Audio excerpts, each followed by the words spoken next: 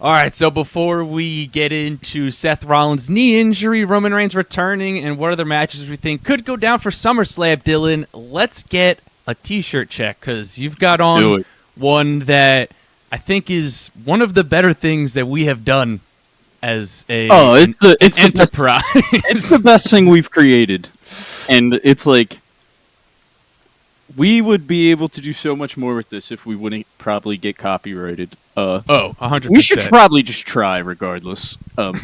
What's the worst that's going to happen? We make a couple $1,000 and have to give it back. I don't know. We just get sent a letter like our boy Billy did for Webkins. Yeah. That would be Billy, sick. man. The 12 Days in Purple going on. That's drop right. going on right now. I'm definitely Check that out.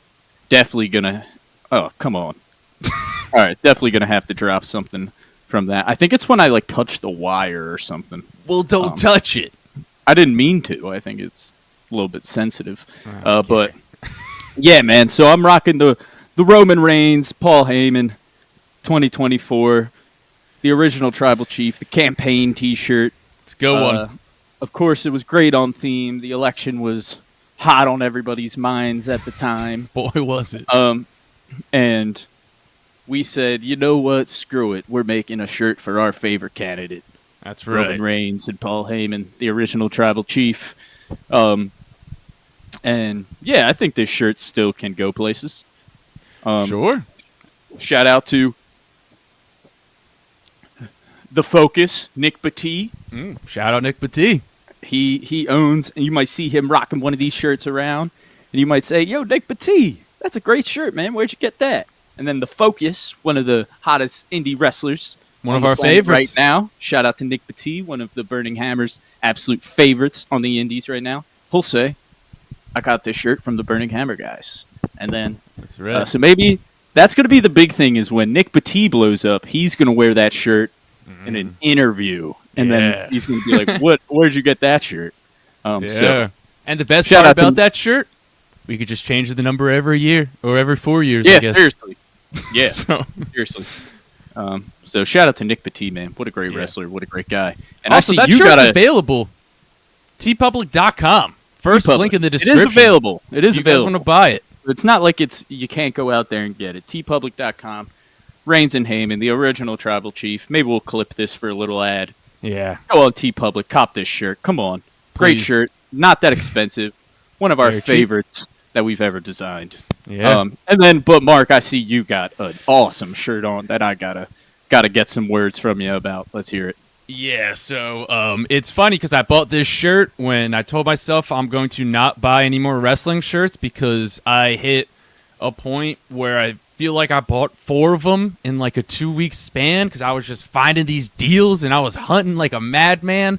That's how it happens, man. Poshmark, it's quite the drug. So I have on the Cesaro and Tyson Kidd t-shirt here. You got Cesaro with the little Swiss icon there, and then you have Tyson Kidd with the Canadian leaf. I'm not sure what leaf that is. And then on the back, it's maple leaf. It's both the flags, sure. Pretty much. And then on the back, I'm not sure if you could see it, but it said when they were established as a tag team. One of the better tag teams, I feel like, that often gets a little forgotten about. Like, they were such a good tag team. Oh my gosh, they were great, man. They were amazing. Tyson Kidd is incredible. He still obviously makes huge contributions to WWE as a trainer and a producer. But yeah, man, what a great tag team. Shout out to Joe Farr. He was a huge Tyson Kidd fan back in the day. Tyson Kidd truther since day one, my man, Joe Farnelli. So I'm sorry. I don't know why it's happening. But yeah, man, that's an awesome shirt. And I think you made a great decision adding that to the collection. Thanks. I feel like I paid maybe like $10 for it. Nice. Yeah, definitely great. They should drop some Tyson Kidd throwback merch. Or just some like redesign, like an old school picture of like Tyson Kidd with like the spiky hair, the stupid. Oh yeah, insane. Just, like Tyson Kidd. That hair was so insane. I loved it so much. Yeah, definitely teetered on like it went past the point of like it's so insane, then it becomes cool. Oh, You know yeah, what I mean? loved it. I thought it was so funny. I thought it was the best. All right. So, if you guys are wearing a wrestling t-shirt as you're watching or listening to this, let us know in the comments what t-shirt you're rocking, or if you just bought one, let us know. So you got to be on the lookout for the next few episodes of the podcast, because I got some heaters coming at you guys. And I think in one of our YouTube videos over the past week or two, I actually was wearing one of my new shirts, I think. So you can go back and check it out to see if you could spot which one it was. But Dylan, our Messiah is hurt. Or is he? Or is he? That's the real question. I think most people, a lot of people leaning on the side of he is actually hurt.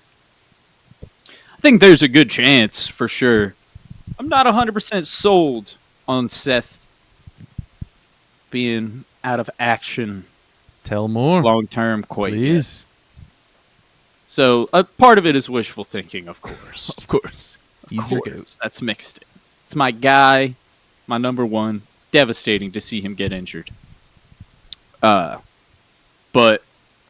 the biggest thing for me is we've still yet to get like a real report Yeah.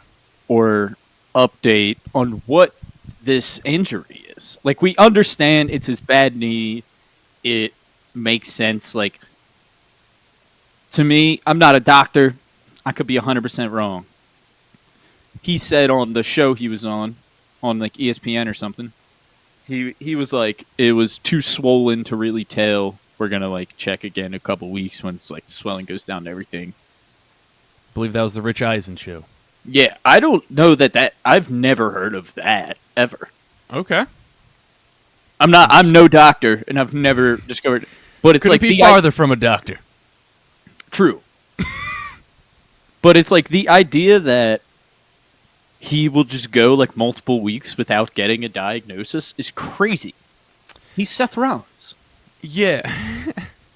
No, that's the it big is thing. odd. That's the biggest thing that is like pointed it out to me. I also feel like there's ways you can get the swelling down. Yeah, I don't know. It just like that update just like raised some flags to me, essentially. Okay. I think another thing to me was like Becky Lynch posted on her story yesterday. They were like out walking and Seth was in a brace and had crutches on. And I saw people who were like, he's not going this far to sell it to you. And I'm just like, he might be. Like, why? What? Like, I'm not going to like, I don't think it's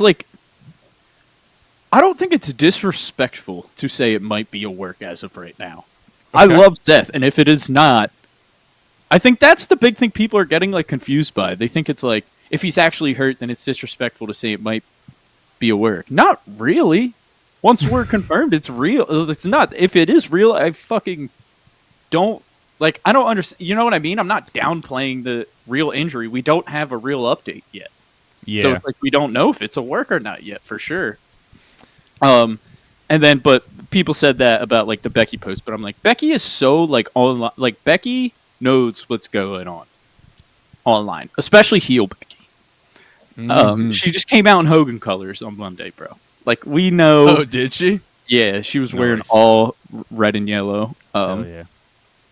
And, like, so I don't put it past Becky at all to, like, it's not like it was a paparazzi or whatever. I don't know. It was Becky posted that on her story. The biggest thing is, like you said, I don't really want to give WWE that much credit for coming up with a storyline that good. That's Yeah. 100% true. I get that. But I'm like, if anybody can pull this off, it's Heyman and Seth. Yeah. You know Got what I that mean? right. And I feel like Seth has been saying for so long, as long as he's there or whatever, Punk will not be champion. Punk will not be a world champion. Mm-hmm. So I'm willing to go to the lengths of, I think he might, I think this is like kind of unlikely, but I wouldn't completely put it past it. It's like even if he is actually injured, he fails his cash in and doesn't even really care just to keep Punk from winning. Like, I can potentially see something like that happening. But that's like a little bit like more if we're getting into the specifics, right? But going like he's very, very adamant on that Punk will not be champion as long as he is around. He's not dropping the briefcase. We saw that. That was made clear. Which would have been stupid. Yeah, it would have been stupid regardless. I but never thought that was even an option. No, but like... Obviously, after what Heyman said, it kind of confirms it. But I don't know, man. Like, I can just see, like... It's just such like a... It would be such a move pulled off by the Oracle. You know what I mean? It would be like the first, like, Oracle new nickname. move. Like, oh, tell them your scene that you put together that you texted me. Dude, I'm telling you, this is how it happens, right? Seth either wins, not Seth. Punk is either about to win or wins the title, okay? So this is either Punk is about to win the title and then like referee gets knocked down or something. They love doing that. Or Punk actually wins, and this is like post-match celebration, right? Okay. Braun and Bronson attack. Or a third, like a fourth member, a debut. You know what I mean? Hoodie guy is always we gotta look out for Hoodie, man. Always an option, right? But for the sake of to not get too crazy in this situation, let's just say it's Braun and Bronson. So they're attacking Punk either post-win or he's about to win and the ref is knocked down. And whatever, they take him out, right? And then you hear, burn it down, whatever. He comes out. Oh, oh, oh, oh, oh, burn it down. So good. But yeah, so that music hits, and it's like, oh my God, Seth Rollins, he's hurt. Look, Seth Rollins comes out on crutches. What the hell's he doing here? He can't cash in the Money in the Bank on crutches, or with a blown out knee. What the hell is he doing? And then Seth, whatever, hobbles out on his crutches, slides into the ring, stands up on his crutches, and is just looking at Punk. And then he just stands up straight, drops the crutches, lines up, big stomp with the bad knee, right? Does it with the bad knee. Proving to everybody, he's not hurt. He's not hurt. He just did the stomp with the bad knee. Cashes in. That'd be crazy. New champion.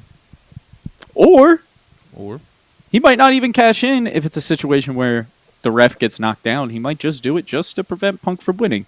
But at this point, it's hard to believe he wouldn't go.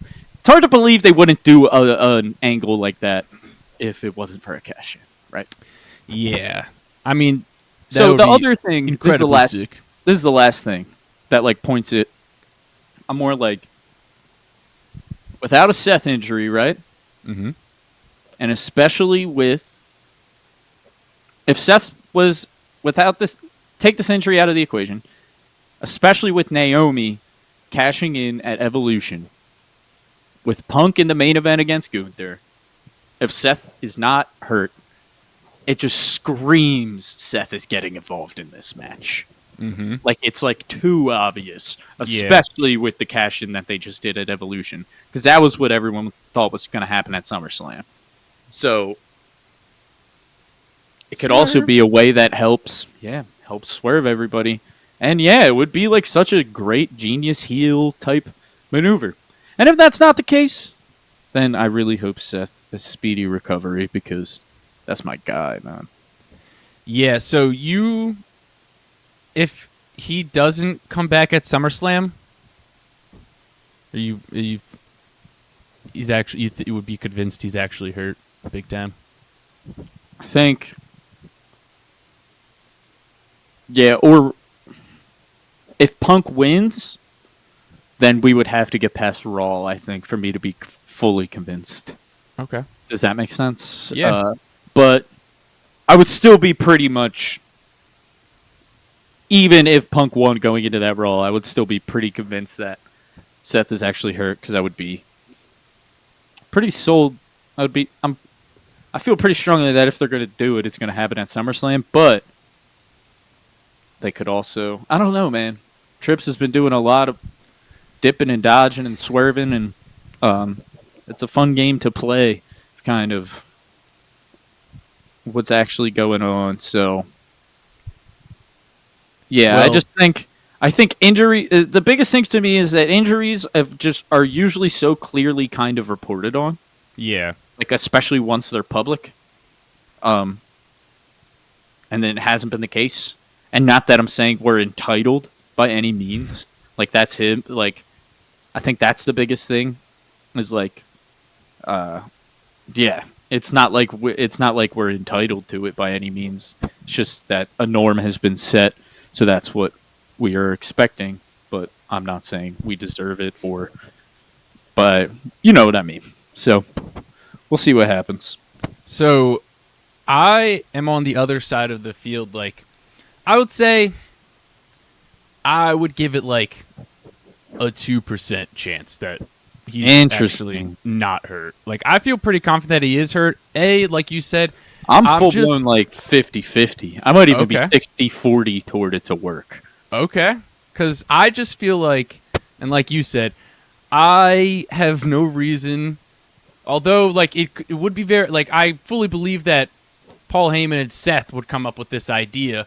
I can't give WWE enough credit to say, all right, we're going to have Seth versus LA Knight at Saturday night's main event. Seth is going to go for his signature move, and then he's going to get hurt, and then they're going to act like he can only take the finish, go straight to the finish, and then kind of just like have all this stuff come up. It is, like you said, it is a bit odd to not have any more clarification on the injury with like the dirt sheets and whatnot, because we usually do get that stuff. And obviously, like you said, we're not doctors. We don't know. I'm assuming that's like a real thing, that you would have your knee get swollen enough to where you can't really do MRIs. But again, we don't know. And then my other big thing, it's less that, and it's more the idea that it's like we have to wait multiple weeks for an update. Like, that's kind of what he said. Yeah, like, we'll know in a few weeks. And I'm like, the idea of Seth Rollins not knowing what's going on in his knee for like 3 weeks is crazy. Yeah. And my other thing is the idea of him cashing in on Gunther, because obviously, and I saw somebody put, I think it was on TikTok, somebody said this, but they said that like Triple H doesn't know how to book Gunther without a title, which is understandable, because I think like before he first won the IC title when he was in WWE, like, I can't remember what he was doing back then, but if you just look at when he didn't have the title most recently, he was just in this crappy feud with Pat McAfee that didn't really make sense, and then he kind of just like was floating around and immediately won the title back. And so I just have a hard time believing they're going to give Gunther a short title run. But on the other side, I can very easily see like the having it that makes sense, in the sense that Seth is going to cost CM Punk. I also wouldn't rule out completely that he cashes in on the WWE Championship, because it feels like everything, his entire mission statement with this group, kind of would make more sense with him holding the WWE Championship as opposed to the Heavyweight Championship. And let's face it, he deserves to hold the WWE Championship. I know that like they don't want us to view them as one's higher than the other, but obviously the WWE Championship is on a pedestal that's higher than the World Heavyweight Championship. So like him winning the WWE Championship would mean so much more, and that's like, you're the guy, like you have the ball. Yeah, I think the biggest problem, just as far as that is concerned, is that you're then like further feeding into the idea that the WWE Championship is more prestigious and like more like if you want them to be equal, then you can't keep doing stuff like that. You know what I I mean? agree. So But that's the big thing. I think Roman should win the world title at some point. I think Like, he will. I agree. yeah, and it's like I think that would do wonders for the world title. Like I think if Roman He would and look Cody, good with it. yeah, he would. I I'm think saying, he, imagine. I'm just saying. I think there's a good chance. I like this going into WrestleMania next year. Mhm. Seth as world champion against Roman, Mm. and Cody as WWE champion against Punk. Okay. I like the way you think. So, speaking of Roman Reigns, Dylan, let's transition because the Tribal Chief is back with a terrible-looking T-shirt, unfortunately. Yeah, awful shirt. One of the worst shirts. Yeah, just a bad shirt. I think we'll get more explanation probably as to what OTC1 actually means at some point. I don't Hopefully. think... I think they're just like Cody's the QB1, so Roman's going to be the OTC1.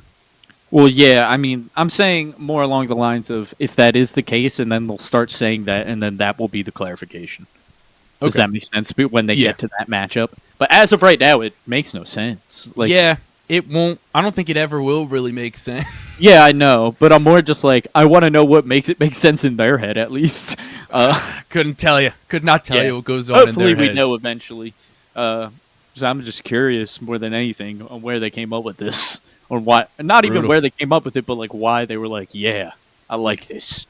That one got approved. Like, I don't know. Yeah, OTC one not great, but man, you said it. You sent me the text, and that pop Mm. when Roman came out, man, when that Mhm. music hit, it's a pop that's hard to deny how over this guy is and how Mhm. big of a star Roman Reigns has become. You've argued, is he on the level of Stone Cold Steve Austin at this point? Yeah. Um, I stand behind that. That is a argument that one could make. I haven't specifically chosen. no, I didn't. Yeah, I didn't side say yet, that. But no. I will say, I am leading towards that Roman is at that level that Stone Cold was in terms Okay. of like overness with the crowd.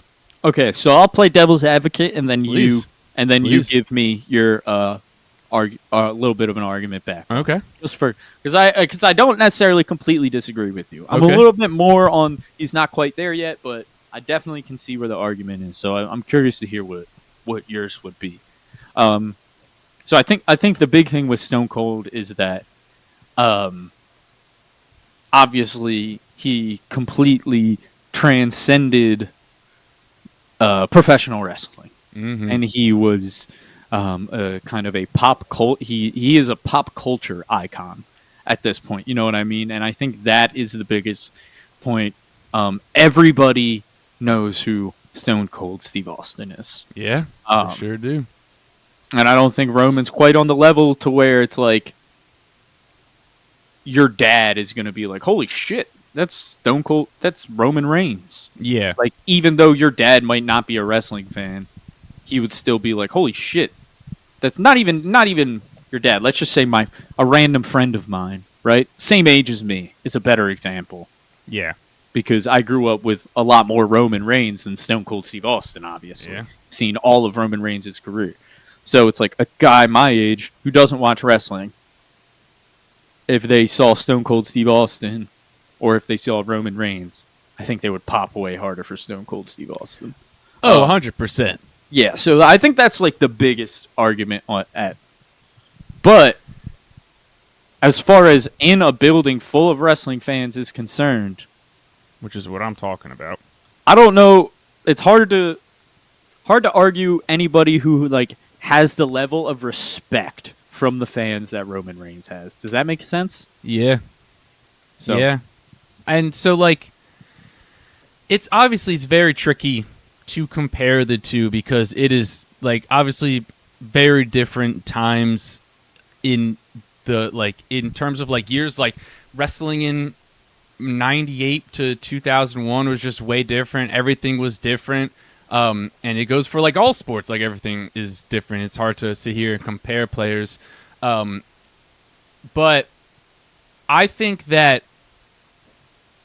like all your points are correct, and I think it's more of a thing of like if you give like maybe in 10, 20 years, like more like Roman will be more mainstream because he's probably going to hit Hollywood pretty hard. I'm pretty I am fairly confident he's already in or just did a movie recently, but like I think with more time he will get more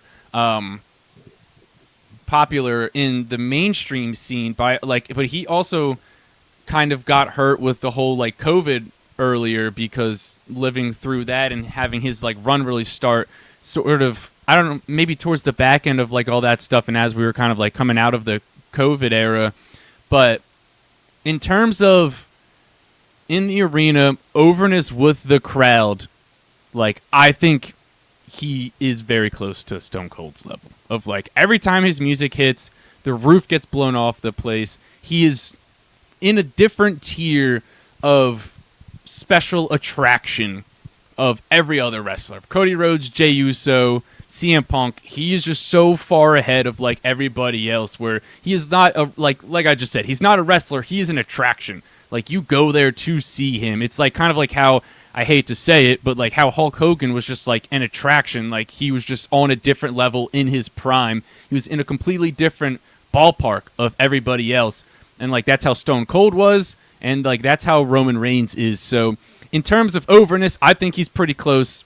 Maybe if I keep seeing him these next 2 or 3 weeks, I'll just be more convinced. Because that is also another thing that plays a factor, like you said, is that he's not on TV every week, especially now. But like I think if we look at Roman Reigns' 4-year run as the tribal chief, and you look at what Stone Cold's like hottest point of his career really was probably around 4 years also, like I think they are probably closer than more people would think. But you guys let us know in the comments. Do you think in terms of overness is Roman Reigns close to Stone Cold Steve Austin in terms of overness with the crowd? And Dylan, we've got a match that feels like it could be happening at SummerSlam with Roman Reigns and Jey Uso. Yeah, Roman Reigns and Jey Uso versus Braun and Bronson. That's what it definitely feels like is about to happen.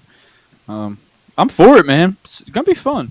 And it feels like we'll get a proper reunion, right, between Roman and Jey, because Roman never, he missed all of Jey's world title run.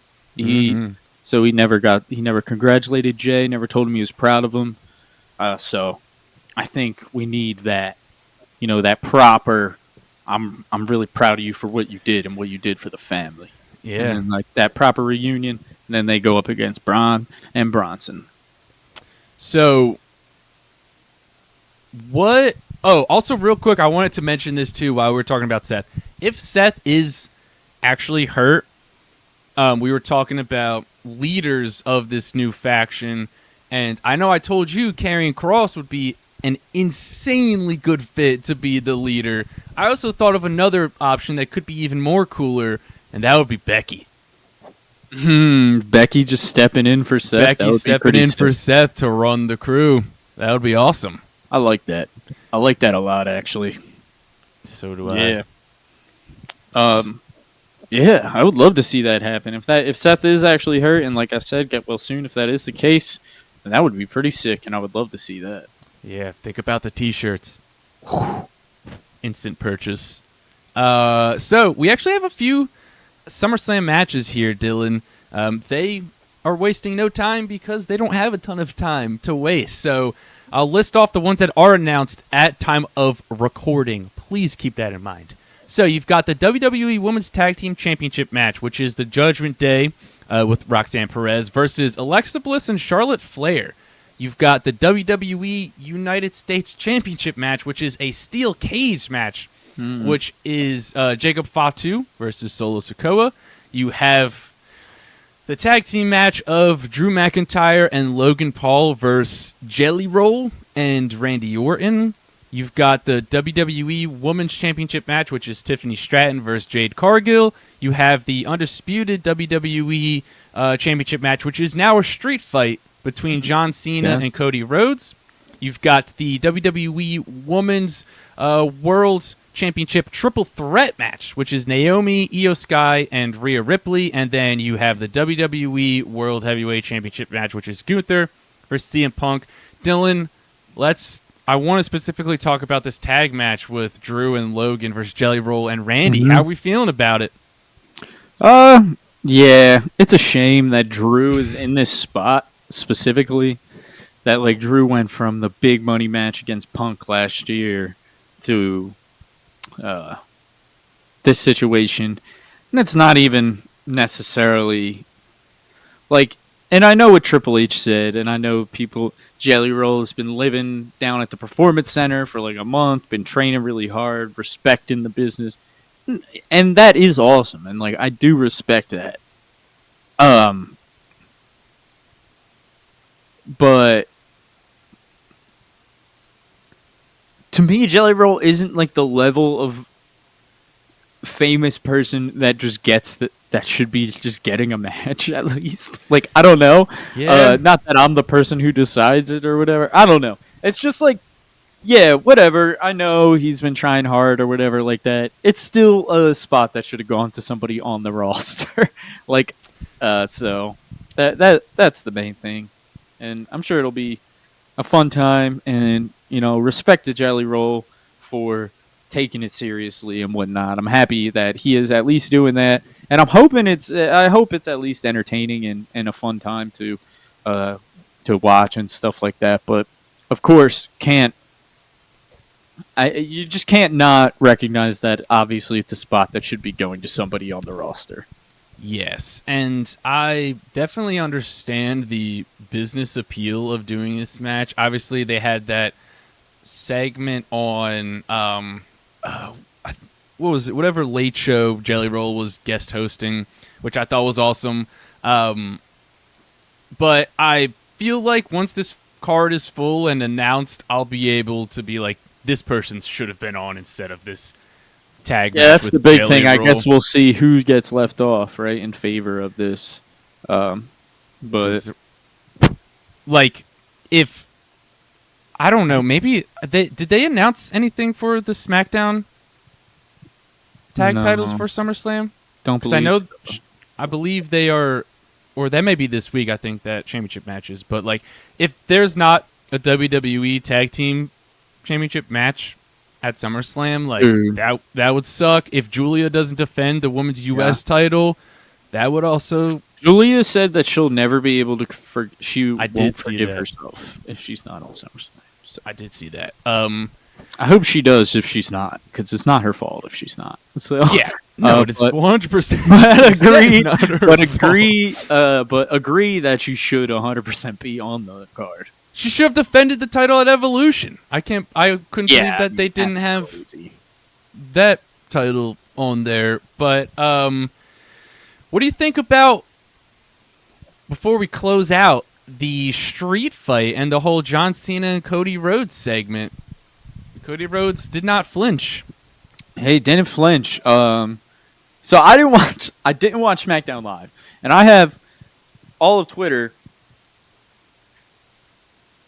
I didn't watch SmackDown Live, and I have all of Twitter telling me that there's a straight-up double turn in this Cody Rhodes and John Cena segment. I watched it twice, and I was like, where's the double turn? I was like, what are people... John Cena is doing the most classic heel move in the books. Heel 101, man. And trying to weasel out of a championship match. Yeah. And Cody Rhodes, who has had his championship stolen by John Cena and has been repeatedly embarrassed and tormented by John Cena over the months, especially at SummerSlam not SummerSlam, WrestleMania, of course, of all places. And then he just took matters into his own hands and made him sign the contract, and it was like not that heelish of a thing to do. And it's also, I think people get very stuck on the like textbook definition of heel and babyface. Yeah. And they're like, but a good guy can't do this. And it's just like, all right, well, if someone's like making your life hell, are you just going to be like, no, I can't do anything wrong, I have to go back. Like, no, you're gonna stand up for yourself. Like, what Yeah. are we talking about here? It's the lines have been very much blurred of between what's a straight up heel and babyface, and I'm not saying that we don't need like some definition sometimes, but I mean, like, what's he supposed like? Yeah, what is Cody supposed to do? Just say, yeah, okay. Like, what did you got? What was the babyface thing to do in that situation? I don't know. I think Cody's fed up, and he took matters into his own hands. Yeah. That's really all it was. Cena was being like a snarky classic heel. I think that was classic heel. I don't know. 100% classic heel. I don't know. Like, people saying a double turn is crazy because it's just like the double turn of him being like, "I'm sorry, Cody." You get it? It's like, no, he's pulling the classic heel of weaseling out. Like, shut up. Like, I don't know. No double turn. And I'm excited for the street fight. I'm really curious to see how this is going to go. Do you think Cody's winning? I kind of think he is. Probably. Yeah, I think so too. Because it just feels like the time, and then you kind of like, now you really start to put the pieces of John Cena turning back to the good guy, as you were saying. But I think maybe Cena hesitates in this match. Okay. And that's what costs him. You know, I saw somebody say, which was a reach, and they did say it was a reach, but they were like, Cody Rhodes wore glasses and had a watch on, like when The Rock did, or like The Rock had glasses on for something else when Cody was signing the contract. And he was like, "It's a reach, but what if?" And I was like, "No, it's very much a reach." Like, they were saying, like, Cody Rhodes looked at the contract. I don't know if you saw it, but like before the actual thing, he like put on these glasses and like looked at the contract, and then I guess he was just like wearing a watch, and it was just like, they were like, "Cody's turning heel," and it's like, he's probably just trying to read the fine print of the contracts. Yeah. And I knew something was going to be up with the contract earlier in the night, because like, I don't know if you saw it, but they started SmackDown off with a car crash. And Cody just kind of like, a few people were out in the parking lot, and Adam Pearce was there, and he just like, Cody walked out, was like, "You got the contract?" And he was just like, "Yep." He was like, he like said something about the contract, and I was like, there's going to be something hidden in there. And then obviously you got to read your contracts, but like, also that was an awesome Jacob Fatu. "I ain't going no punk ass police." Yeah, dude. Oh my god, that was so funny, dude. Yeah. And then great move by the I guess whoever the wrestler, whatever local talent they used, or from NXT, from the Performance Center, to play that cop that did like the grab solo and put his arm behind it. It was a good move. I liked it. It was a good move by that guy, whoever that was. So yeah. So there's one other thing I wanted to say, and I forgot. I did want to show off something I got on my trip before we go, too. Okay. Yeah, tell us about your trip to the Performance Center. You got an open invitation to go try out, right? Yeah, didn't drive past the Performance Center, unfortunately. Oh. Didn't do any of that. Completely just forgot. Honestly, time was crunched, and I wasn't about to like just drive just to see something. I thought I was, but wasn't. But I did stop at Suplex Vintage Wrestling. That of course has relocated to Orlando, and great store, great owners, and was able to chop it up with the owners in there for a little bit. And of course, the store was originally from Philly, so we got to talk about the OG Philly store and stuff like that. And made sure to cop my man Mark something. And then I had to grab something for myself as well. And this was a crazy find. And this is from 1985, WWF's The Wrestling Album. Good official stuff. WWF from Epic Records. You can see on there, got Vince, Mean Gene, Jesse the Body, tons of people on there. Who else we got on there? Steamboat, Macho Man, Pat Patterson, Funaki, a lot of guys. And then we turn to the back here.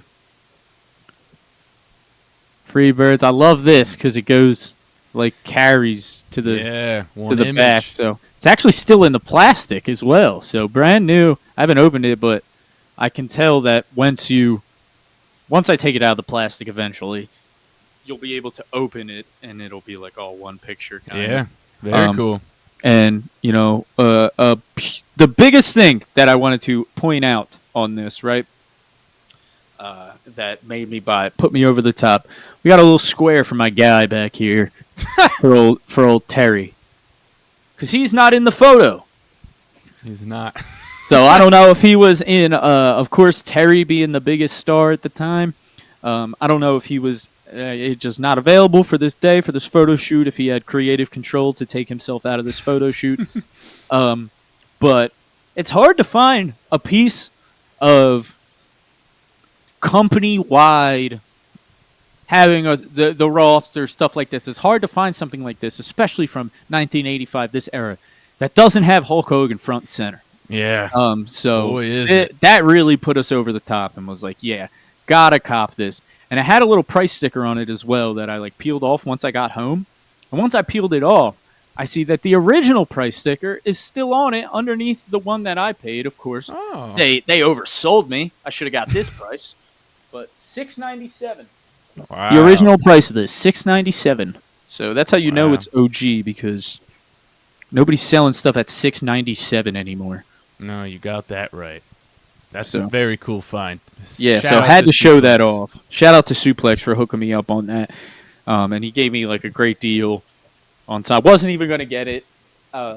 Aaron said she would have went back and got it anyway if I didn't get it. So, but he ended up giving me a great deal on something else that I was buying. So I was like, all right, I'll get the record. So yeah, but I'm very happy that I did. Shout out to Suplex Vintage Wrestling. Definitely check it out if you're in Orlando.